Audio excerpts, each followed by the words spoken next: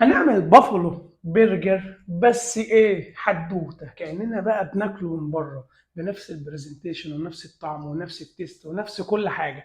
اعمل لايك وشير ودلعني زي ما بدلعك عشان الحلقه دي ما تتوهش منك. اعمل لها سيف.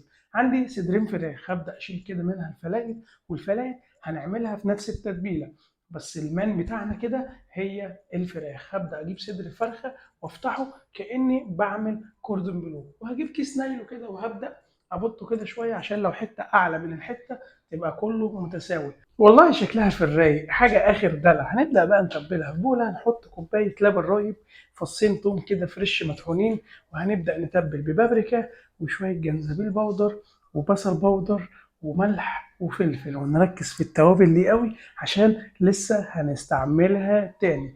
وهنبدأ بقى نعمل مساج خفيف كده للفراخ. بصوا أنا عايز اللبن الرايب ده مع التوابل دي تخش في الانسجه بتاعه الفراخ. بقول لكم ايه حدوته، احنا ممكن نسيبها نص ساعه كده على جنب لحد ما نبدا نعمل البريدنج اللي هيخش معاه الدقيق. شفتوا نفس التتبيله اللي احنا عملناها، اللي هو الثوم واللبن بودر والبصل بودر والجنزبيل بودر.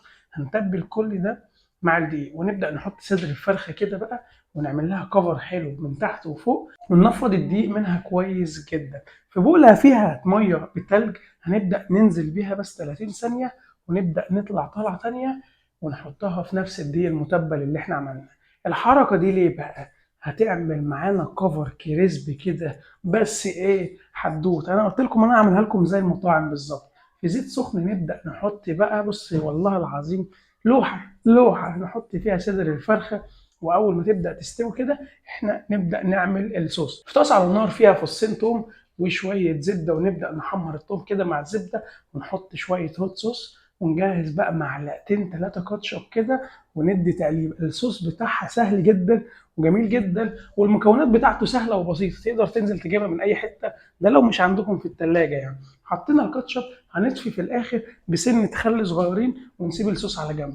نرجع للفراخ زمانها استوت، تقعد لها 7 دقايق كده في الزيت وتبدأ تستوي. واخدين بالكم من القطع الفراخ اللي احنا شلناها في الأول، اللي هي الستريبس دي، هندخلها وهناكلها برضه.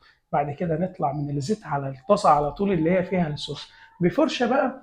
هنبدا ندهن الوش بتاعها كده فوق وتحت. بقول لكم ايه حدوته حاجه اخر دلع.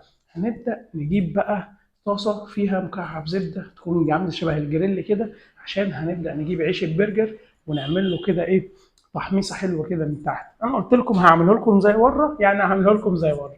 اول ما يبدا كده ياخد وش حلو من تحت هنبدا نركب الصوص. طبعا احنا المطبخ بتاعنا والاكله بتاعتنا وما حدش له حاجه عندنا، الحاجه اللي نحبها نحطها. انا حطيت مايونيز، هالبينو، شرايح خس، حابب تحط شرايح بصل تمام براحتك، كده كده يا باشا بمطبخك واكلتك واعمل فيها اللي انت عايزه.